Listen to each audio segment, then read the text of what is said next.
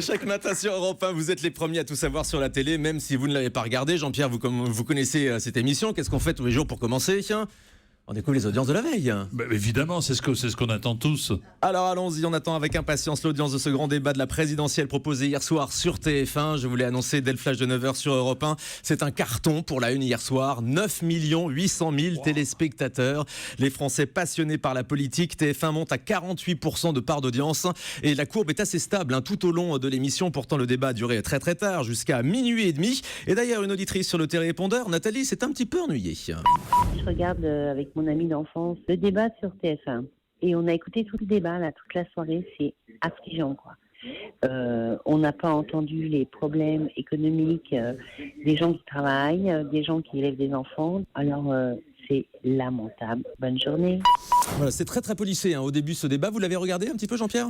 Malheureusement, ou plutôt heureusement, j'étais dans l'avion et je suis arrivé à 23h pensant que c'était terminé. Non, ça continuait. Non, ça continuait jusqu'à minuit et demi. Je tenais à les remercier d'ailleurs. Très policé au début. Il a fallu attendre la première page de pub pour que les candidats se réveillent un petit peu. Le prochain débat télévisé, ce sera le 4 avril sur les chaînes d'infos CNews et BFM TV. Les candidats vont remettre ça et cette fois-ci, il y aura 11 candidats. Ouais, ils sont tous. Si on est dans la même configuration, le débat terminera à 3h30 du matin, je pense. Alors, on poursuit avec les audiences des autres chaînes. Du coup, peu de monde forcément sur les autres chaînes. Il y a peu de place pour France 3, par exemple, qui diffusait le film La Proie avec Albert Dupontel. Seulement 1 900 000 téléspectateurs, sous la barre des 8% d'audience. France 2 proposait sa série américaine policière, Shades of Blue, avec Jennifer Lopez. Seulement 1,5 million de téléspectateurs sur l'ensemble des 3 épisodes. Et M6 ne fait que 2 millions de téléspectateurs, 2 200 000 précisément, avec Cauchemar en cuisine. Et sur la TNT, seul C8 limite les dégâts avec le film Rush Hour 3, qui réalise 836 000 téléspectateurs et un petit peu plus de 3% d'audience.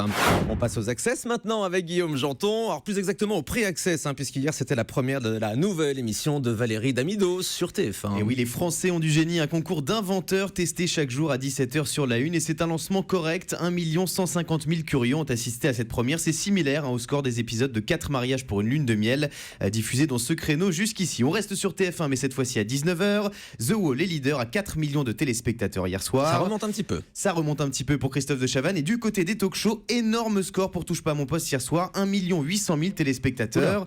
Il faut dire que Cyril Hanouna recevait des invités de choix, Bertrand Chameroy, Nicolas Dupont-Aignan et surtout notre rédacteur en chef Benjamin Rabier. C'est vrai, il était dans l'émission hier. Voilà, derrière on trouve Yann Barthès et Quotidien, 1 400 000 téléspectateurs sur TMC. Et puis troisième, Anne-Sophie Lapix et C'est à vous, 1 200 000 personnes ont dîné devant France 5 hier soir. Vous suivez les audiences, Jean-Pierre Foucault, toujours? Tous les matins, même si je n'y suis plus, parce qu'avant je me souvenais l'angoisse du 9h-2, 9h-1, 9h, 9h-1. Vous étiez pendu à votre portable, c'est ça, pour connaître le score de vos émissions? Excusez-moi, mais à l'époque j'avais pas de portable.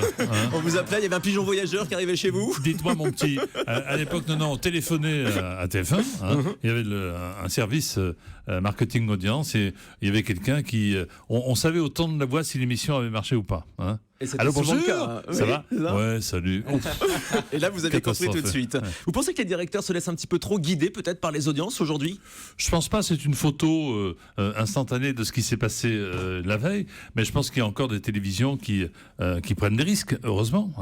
Lancé par exemple The Wall, vous dites a fait un peu plus de 4 millions, c'est énorme le score. Ouais, ce sont des scores de prime time. Ce sont des scores de prime time, donc je pense que les chaînes prennent des risques. Bien entendu, ils regardent le lendemain matin si ça correspond à ce qu'ils ont inventé, mais parfois on travaille des mois et des mois pendant une émission alors que c'est notre métier, alors que nous sommes les professionnels de la profession comme vous dites, et bien comme un seul homme, le public décide de venir ou de ne pas venir. Là, ça... Et ça, c'est toujours un peu d'humilité. Oui. Vous restez avec nous sur Europe 1 ce matin, une émission spéciale en public avec Jean-Pierre Foucault qui nous accompagne jusqu'à 10h. Julie est aussi avec nous pour cette sacrée matinée. On est ensemble dans le 9h, 10h sur Europe 1. À tout de suite.